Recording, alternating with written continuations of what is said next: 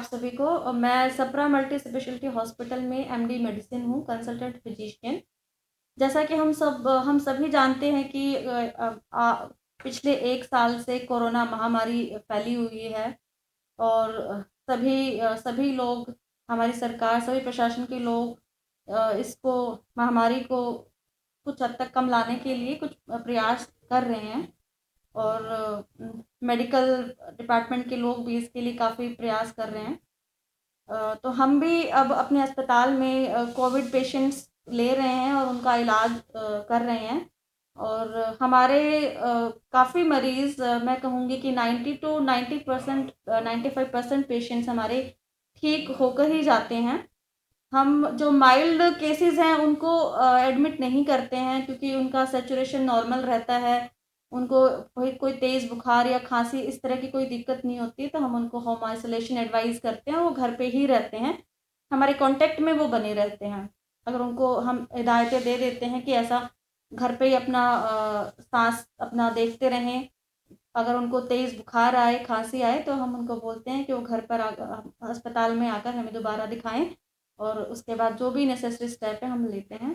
पर जिन भी मरीजों का सैचुरेशन लेवल कम आ रहा हो या मरीज़ को तेज़ बुखार होता है या उसको खांसी ज़्यादा होती है, सांस लेने में दिक्कत होती है, और जो मरीज़ हाई रिस्क ग्रुप में होता हो, हाई रिस्क ग्रुप का मतलब है कि मरीज़ की उम्र 60 साल से ज़्यादा है, वो शुगर का मरीज़ है, किडनी का मरीज़ है या हार्ट पेशेंट है या कोई और उसकी लंबी बीमारी है जिसकी वो दवाई खा रहा हो, ऐसा मरीज़ अगर हमें बताता है कि उसको सांस लेने में दिक्कत है और उसको तेज़ बुखार है, तो ऐसे मरीजों को हम दाखिल करके उनका इलाज शुरू करते हैं, क्योंकि यही वो ग्रुप के पेशेंट हैं जो आगे वर्सन कर सकते हैं, डिटेरियोरेट कर सकते हैं, जिनको वेंटिलेटर की ज़रूरत पड़ सकती है। ऐसे मरीजों को हम टाइमली अगर ट्रीटमेंट स्टार्ट करते हैं तो बहुत ही अच्छा इलाज संभव होता है और काफ़ी लोग ठीक होते हैं। जो मेरा अपना अनुभव है, उसमें मैंने ये देखा है कि अगर ऐसे मरीजों को हम टाइमली इलाज शुरू कर देते हैं, टाइमली से मतलब ये है कि अगर मरीज़ के लक्षण के तीसरे से 5वें दिन मरीज़ हमारे पास पहुँच जाता है और हम उसका सीआरपी या सीटी स्कैन छाती का करवा कर देखते हैं, उसमें हमें छाती में निमोनिया मिलता है, तो ऐसे मरीज को हम स्टेरॉइड्स देते हैं और वो बहुत अच्छा उससे रिस्पॉन्ड करते हैं। तो मैं आप सभी से ये अनुरोध करना चाहूँगी कि जो भी हाई रिस्क ग्रुप के पेशेंट हैं, जैसे जिनकी उम्र ज़्यादा है, शुगर या किसी और लंबी बीमारी के मरीज़ हैं, ऐसे मरीजों पे उनके परिवार वालों को थोड़ा ज़्यादा ध्यान देने की ज़रूरत है और उनको ज़्यादा बारीकी से ऑब्ज़र्व करने की ज़रूरत होती है। अगर हमें लगे कि उनके मरीज़ को लक्षण के तीसरे से 5वें दिन तेज़ बुखार आ रहा है, खाँसी आ रही है, साँस में या छाती में सांस लेने में दिक्कत हो रही है, छाती में दर्द हो रहा है, तो तुरंत उस टाइम पे कोई भी ढिलाई ना करें, तुरंत अस्पताल पहुँचे, डॉक्टर से चेकअप करवाएं। अगर डॉक्टर को लगता है कि उसको दाखिल होने की ज़रूरत है तो दाखिल होकर इलाज लें। अगर डॉक्टर को ये लगता है कि घर रहकर उसका मैनेजमेंट हो सकता है, तो वो डॉक्टर की सलाह के अंदर ही उसका घर पर इलाज करें। पर ऐसे ग्रुप के पेशेंट्स को हम इग्नोर नहीं कर सकते हैं। बहुत बार घर परिवार वालों के लोग मानते हैं कि जब तक सैचुरेशन ठीक चल रही है कोई दिक्कत नहीं है, कोई दिक्कत नहीं है, जब सैचुरेशन गिरनी शुरू होती है तब वो अस्पताल भागते हैं, तो उस टाइम काफ़ी देर हो चुकी होती है।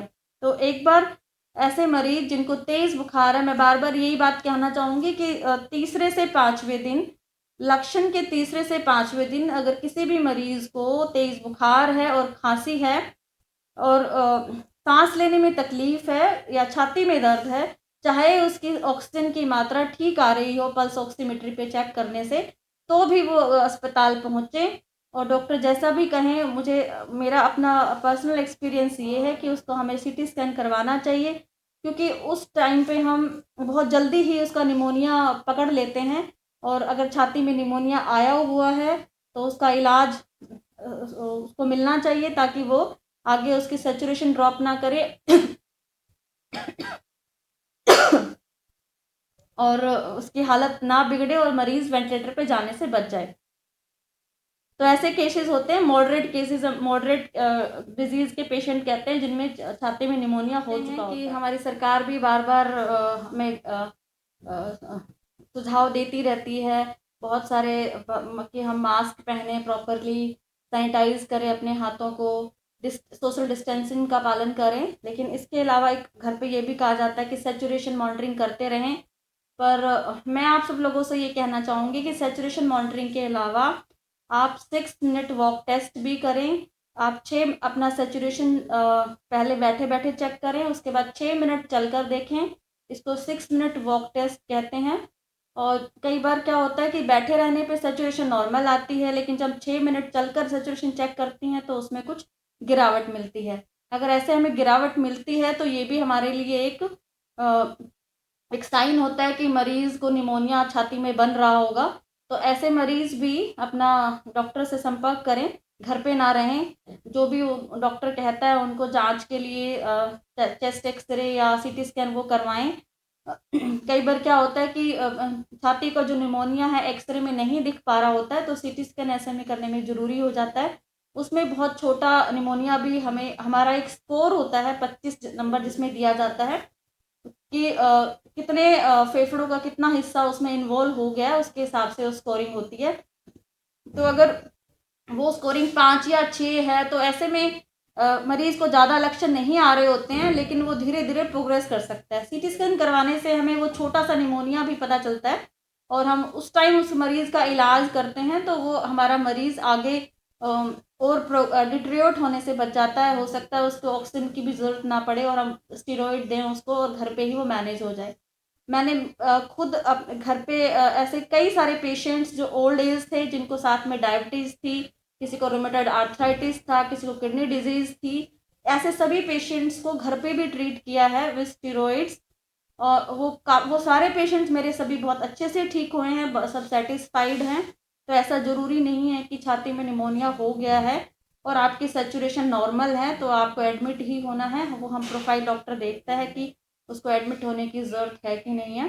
अगर छाती में निमोनिया बन गया है लेकिन आपकी सैचुरेशन नॉर्मल है तो हम घर पर दवाई देकर देखते हैं। उससे हमारे बहुत सारे मरीज़ ठीक हुए हैं और सब अच्छा कर रहे हैं आज की डेट में। तो ये हम लोग डिसाइड कर लेते हैं कि कौन सा पेशेंट ज़्यादा रिस्क पे है तो हम उसको एडमिट करते हैं। और जिन मरीजों को ऑक्सीजन की ज़रूरत है उनको हम अपने अस्पताल में एडमिट करते हैं और उनका इलाज शुरू करते हैं। एक जो बहुत इम्पोर्टेंट चीज़ है जो मैं बताना चाहती हूँ, जो मैं अपने सभी पेशेंट्स में उनको समझाती हूँ या इम्प्लीमेंट करवाती हूँ जो एडमिट होते हैं, कि अवेक प्रोनिंग करें। अवेक प्रोनिंग का मतलब होता है कि आप जब जागे हुए हैं तब आप पेट के बल सोएं और आप अपने पेट पे तकिया लगा लें। जितना भी हम अपने मरीजों में तो आधे से 2 घंटे हम उनको मोटिवेट करते हैं कि आप ऐसा करें। और ऐसा आप तभी करें जब आप खाली पेट हों, यानी कि आपको आपको खाना खाए या तो 2 घंटे हो गए हों या आप खाली पेट हो तभी करें। खाना खाने के बाद ऐसा ना करें, उस टाइम आपको दिक्कत हो सकती है। तो ये अवेक प्रोनिंग जो है एक बहुत ही इम्पोर्टेंट पार्ट है ट्रीटमेंट का। इससे जो ऑक्सीजन होता है, एयर जो हमारी होती है, वो हमारे फेफड़ों के सभी भागों में अच्छे से जाती है, जिससे हमारा ऑक्सीजन लेवल ड्रॉप होने से बचता है। मैं ये कहूँगी कि ये प्रैक्टिस हमें, जिनको कोरोना नहीं भी है, उन सभी लोगों को प्रैक्टिस करनी चाहिए, ताकि अगर आगे ऐसा कुछ होता भी है तो ये उनको काफ़ी हेल्पफुल रहेगा, डिज़ीज़ प्रोग्रेस ना करे उसमें। और बाकी सभी लोगों से मैं ये भी कहूँगी कि हमें ब्रीदिंग एक्सरसाइजेज ज़रूर करनी चाहिए, जिससे हमारे लंग्स मजबूत बने। स्पायरोमेट्रिक एक्सरसाइज होता है जो हम अपने सभी मरीजों से करवाते हैं। हम बार बार उनको मोटिवेट करते हैं कि आप ऐसा करें।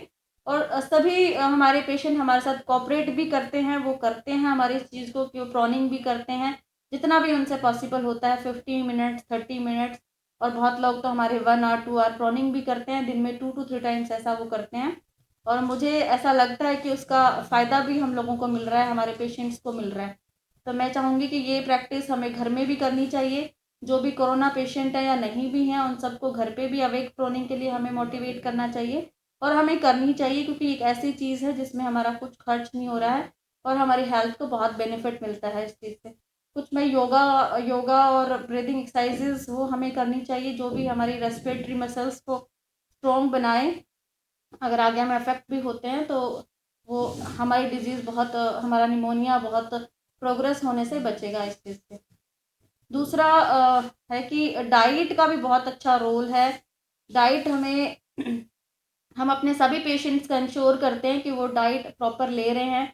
सभी vitamin C foods, dry fruits, सारे vitamin C rich foods, high protein diet, और हम डायबिटिक डाइट ही ऑलमोस्ट अपने पेशेंट्स को देते हैं, क्योंकि इन सभी पेशेंट्स में जो भी मॉडरेट डिजीज़ के पेशेंट होते हैं हमें स्टेरॉइड्स देने पड़ते हैं, और बहुत सारे लोग हमारे शुगर के ही होते हैं, तो हम उनको पहले से ही मोटिवेट करते हैं कि आपने अपनी डाइट में मीठा इंक्लूड नहीं करना है, या मीठा करना भी है तो हेल्दी वाला ही करना है। जैसे जैगरी वगैरह ही, गुड़ वगैरह ही हम प्रमोट करते हैं, ताकि ये उनकी एक हैबिट अच्छी बनी रहे। और क्योंकि हमें ऐसे मरीजों में अपनी शुगर कंट्रोल करने में काफ़ी दिक्कत आती है, तो हम स्टार्टिंग से इस चीज़ का ध्यान रखते हैं कि हम पेशेंट को स्टेरॉइड्स पर रख रहे हैं, तो उनको शुरू से ही हम उनकी डाइट में मीठा नहीं रखते हैं, अवॉइड करवाते हैं उनसे। तो हाई प्रोटीन डाइट हम उनको देते हैं, और पेशेंट्स के अटेंडेंट्स को भी बोलते हैं कि अपने उनको हाई प्रोटीन डाइट ही प्रोवाइड करवाएं। जो अस्पताल करवाता है वो करवाता ही, साथ में घर से भी उनका रहे। तो ये सब चीज़ें हैं कि ट्रीटमेंट के साथ साथ, ट्रीटमेंट जो हम कर रहे हैं उसके साथ साथ डाइट का बहुत अपना इम्पोर्टेंट रोल है, और अवेक प्रोनिंग का, ब्रीदिंग एक्सरसाइजेज का, इन सब का अपना रोल है। प्लस हम अपने पेशेंट को डेली बेसिस पे उनको मोटिवेट करते हैं कि वो ठीक होंगे। हमें एक पॉजिटिव एनवायरनमेंट हम बनाकर रखते हैं, ताकि और इस चीज़ का रियल में बहुत इम्पैक्ट पड़ता है कि हम अपने पेशेंट को पॉजिटिव एनवायरनमेंट देते हैं, उनको डेली उनका हौसला बढ़ाते हैं कि आप लोग ठीक होंगे, और वो ठीक होते भी हैं। तो ये कुछ बातें हैं जो ट्रीटमेंट के साथ साथ बहुत इम्पोर्टेंट है और सबको इम्प्लीमेंट करनी चाहिए। और मुझे पर्सनली खुद बहुत अच्छे रिजल्ट्स मिल रहे हैं। मुझे लगता है कि हम सब मिलकर अगर इस बीमारी से लड़ें तो ये बीमारी पे हम इस बीमारी से हम निजात पा सकते हैं। डॉक्टर लोग अपना काम कर रहे हैं, वो ट्रीट कर रहे हैं, और हम एज ए सोसाइटी हम सबको अपना कंट्रीब्यूशन देना चाहिए उसमें। हम सबको मास्क पहनने के लिए हमें कोई इस चीज़ के लिए कहे ना कि मास्क पहने, हमारी खुद की जिम्मेदारी हो, एक रिस्पॉन्सिबिलिटी हो कि हम मास्क पहने, जो कि बहुत ही इम्पोर्टेंट फैक्टर है इस बीमारी को रोकने के लिए।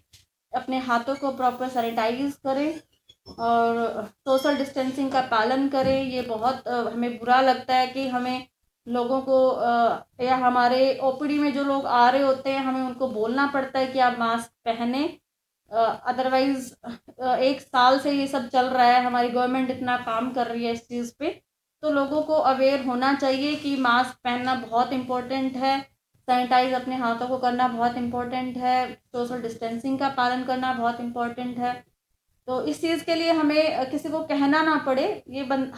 हर एक व्यक्ति अगर अपनी जिम्मेदारी समझेगा तो काफ़ी हद तक केसेस वैसे ही कम हो जाएंगे। अगर फिर भी जो केसेस आते हैं तो मेडिकल इंफ्रास्ट्रक्चर है, मेडिकल फैकल्टी के लोग हैं जो तैयार बैठे हुए हैं, अपनी सेवाएं दे रहे हैं, और हम लोग भी पूरी तरीके से इसमें जुटे हुए हैं। हमें अच्छा भी लग रहा है क्योंकि हमारे पेशेंट ठीक होकर घर जा रहे हैं। हमें बड़ा एक सेटिस्फेक्शन की फीलिंग आती है कि हमारे ऑलमोस्ट सभी पेशेंट ठीक होकर जाते हैं, चाहे वो हमने होम आइसोलेशन में रखे हैं या हमारे घर पर आए हैं, और सभी लोग सबका सेटिस्फैक्ट्री उसमें रहता है। डॉक्टर साहब, अभी आपने बात की है सैचुरेशन टेस्ट की, सैचुरेशन का आपने बार-बार ज़िक्र किया है। किस तरह का टेस्ट है? क्या है ये इसकी बता डिटेल में? जी। एक हमारा ऐसा होता है जब हमारी जो कोविड डिजीज़ है उसको हमने 3 भागों में बाँटा है: माइल्ड डिजीज़, मॉडरेट डिजीज़ और सीवियर डिजीज़। माइल्ड डिजीज़ वो होती है जो जिसमें सिर्फ मरीज़ को जुकाम, एक फ्लू वाले सिम्टम्स आते हैं, जैसे उसमें कॉमन कोल्ड वाले कि मरीज़ को गला ख़राब होगा, जुकाम रहेगा और हल्का-फुल्का बुखार रहता है। तो ये माइल्ड डिजीज़ के पेशेंट होते हैं। इसमें छाती में निमोनिया नहीं बनता है। जब तक छाती में निमोनिया नहीं बना है तब तक वो माइल्ड डिजीज़ है, और मरीज़ बिना किसी कोई विशेष ट्रीटमेंट के वो ठीक हो जाता है। सिम्प्टोमेटिक ट्रीटमेंट के साथ ही उसको कोई विशेष इलाज की ज़रूरत नहीं होती है। और मोस्टली जो यंग पेशेंट्स हैं या साथ में जिनको कोमॉर्बिड डिजीज़ नहीं है, ऐसे पेशेंट्स को माइल्ड डिजीज़ ही रहता है और वो ठीक हो जाते हैं। लेकिन जो मॉडरेट डिजीज़ के पेशेंट हैं, मतलब जिनको छाती में निमोनिया हो गया है और उनकी सैचुरेशन 94% से कम चल रही है, तो ऐसे पेशेंट्स पे हमें काम करने की ज़रूरत होती है। ये वो पेशेंट है जो मॉडरेट से सीवियर में कैटेगरी में जा सकते हैं। तो हम हम एक चीज़ एडवाइस करते हैं कि पल्स ऑक्सीमीटर, जिसके भी घर में कोई कोविड पेशेंट्स हो, पल्स ऑक्सीमीटर एक छोटा सा डिवाइस आता है जिसको हम फिंगर में लगाते हैं, और उससे अपनी उसमें दो चीज़ें वो दिखाता है, सैचुरेशन यानी कि ऑक्सीजन की मात्रा कितनी है ब्लड में, और दिल की धड़कन कितनी है, पल्स रेट कितनी है, ये दो चीज़ें उसमें दिखाई जाती हैं। तो वो हमारी 94 से ऊपर होनी चाहिए, 94% से ऊपर होनी चाहिए। अगर कोई भी पेशेंट कोविड पेशेंट है तो हम उसको ये हिदायतें देते हैं कि अपनी सैचुरेशन वो रेगुलर बेसिस पे दिन में 2 या 3 बार ज़रूर चेक करें, और 6 मिनट वॉक टेस्ट के बाद भी चेक करें। कई बार सैचुरेशन आप जब बैठे हैं तो आपकी हो सकता है 94-95% आ रही हो, लेकिन जब 6 मिनट चलकर आप चेक करते तो हो सकता है वो 90-91 तो ड्रॉप हो रहा है। अगर ऐसा ड्रॉप हो रहा है तो वो भी हमारे लिए एक इम्पॉर्टेंट चीज़ होती है कि वो ड्रॉप भी नहीं होना चाहिए। अगर वो ड्रॉप है तो भी हमें अस्पताल में आना चाहिए, डॉक्टर से मिलना चाहिए। तो ये पल्स ऑक्सीमीटर काफ़ी हेल्पफुल हो सकता है कि इसको जो भी कोविड पेशेंट्स की जो भी फैमिलियां हैं या जिनको भी ऐसा होता है वो एक छोटा सा डिवाइस अपने घर पे रखें और उससे चेक करते रहें। 6 मिनट वॉक टेस्ट भी करके देखें, और किसी भी टाइम आपको लगता है कि सेचुरेशन 6 मिनट वॉक के टास्क के बाद फॉल कर रही है या आप बैठे बैठे फॉल कर रही है, तो आप डॉक्टर से तुरंत मिले। इसका मतलब ये है कि आपकी छाती में निमोनिया हो गया है, और निमोनिया होने का मतलब ये है कि अब आपको अस्पताल में रहकर ट्रीटमेंट लेना है, या आपका डॉक्टर आपको बताएगा कि आप घर पे रहकर ट्रीटमेंट ले सकते हैं कि, लेकिन उस टाइम आपको डॉक्टर की सलाह की ज़रूरत है। बुखार आने लगता है, तेज़ बुखार आना या बहुत खांसी रहना, ये भी निमोनिया बनने का लक्षण हो सकता है, जबकि चाहे हमारी सैचुरेशन नॉर्मल आ रही है। तो तेज़ बुखार और खांसी को बिल्कुल इग्नोर ना करें, ऐसे केस में भी डॉक्टर से मिलें और अपना टेस्ट करवाएं, ट्रीटमेंट लें प्रॉपरली। तीसरे से पाँचवें दिन अगर तेज़ बुखार आ रहा है और खांसी बहुत हो रही है या छाती में दर्द हो रहा है, तो ये भी अपने आप में इंडिकेट करता है कि मरीज़ को निमोनिया हो सकता है, तो उस केस में भी मिले। तो ये 2-3 चीज़ें हैं, ये ध्यान रखें।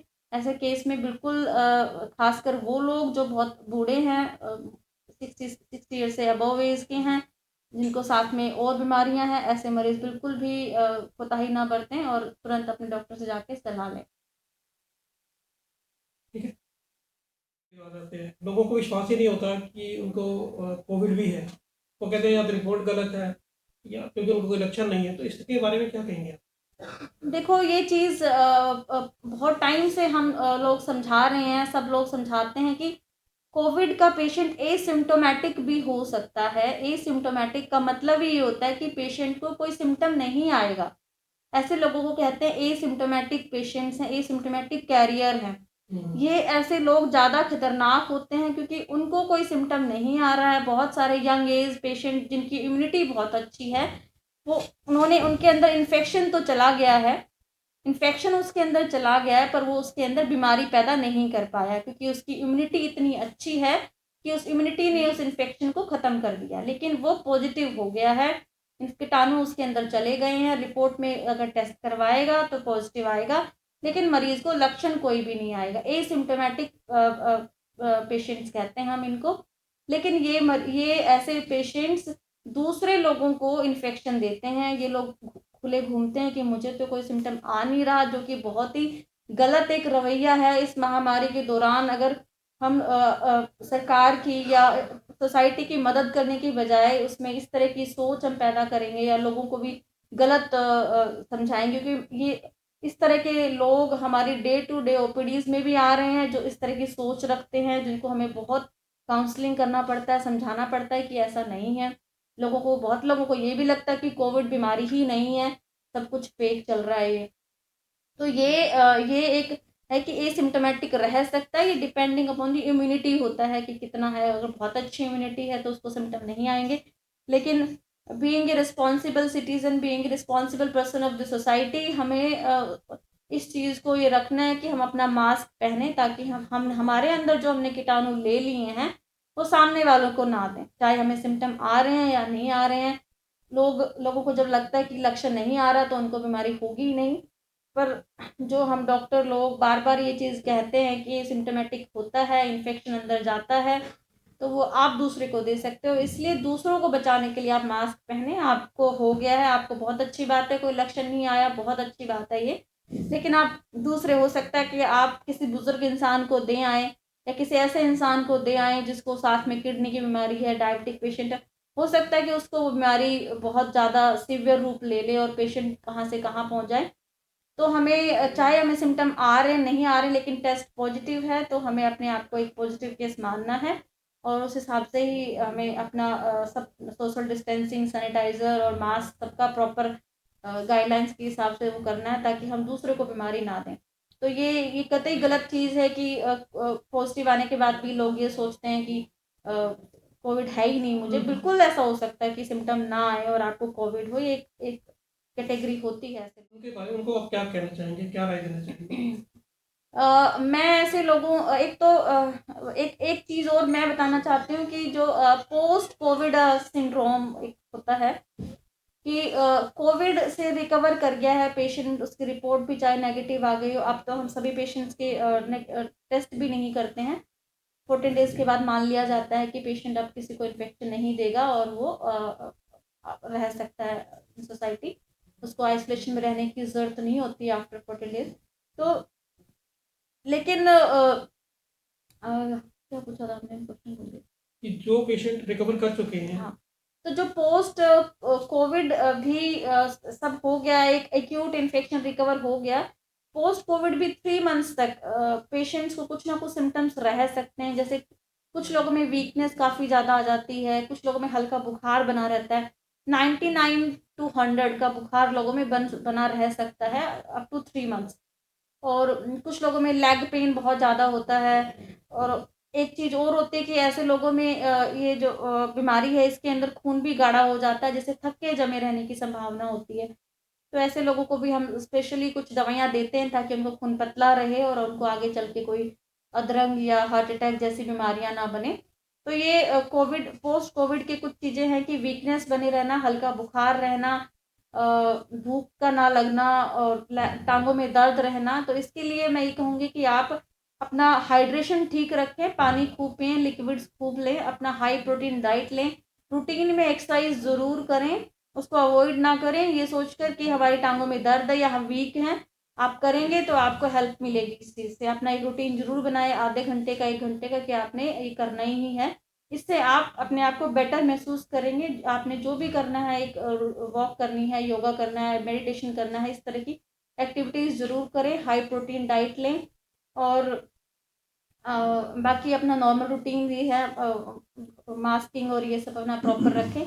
तो पोस्ट कोविड सिम्टम्स 3 मंथ्स तक रह सकते हैं, उसमें घबराने की कोई बात नहीं है। आप सिम्टोमेटिक खांसी भी कई लोगों को परसिस्ट करती है, कई बार सब ठीक रहता है, निमोनिया भी ठीक हो जाता है, लेकिन खांसी उनको बनी रहती है। उसके लिए अपने किसी भी डॉक्टर से जाकर अपनी कोई मेडिकेशन लें, उससे आप ठीक रहेंगे। काफ़ी लंबे टाइम तक खांसी आपको रह सकती है।